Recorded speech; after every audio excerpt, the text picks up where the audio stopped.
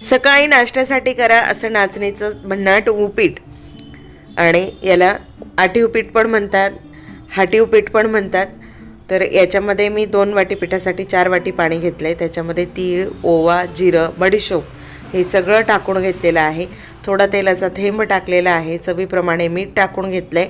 आणि आता जे 2 वाट्या पीठ घेतलं होतं ते पाण्यावर असं पेरून घ्यायचं आहे. वरून झाकण झाकायचं. झाकण 2 मिनटं राहू द्यायचं. झाकण काढून पुन्हा सगळं व्यवस्थित पाण्यामध्ये मिक्स करायचं. पीठ छान हटवून घ्यायचं. ते थोडं तेलाचा थेंब आणि थोडं पाणी टाकायचं. एका साईडला पाणी मात्र गरम करायला ठेवायचं. गार पाणी टाकायचं नाही आहे. गार पाणी टाकलं तर त्याची चव जी आहे ती चालली जाते. गरम पाण्याचाच वापर करा.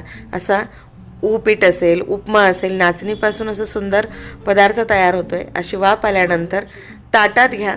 ताटात घेऊन मस्त त्याच्यावर चटणी टाका, कोथिंबीर टाका वरून, आणि खायला घ्या. आवडल्यास लाईक करा, शेअर करा.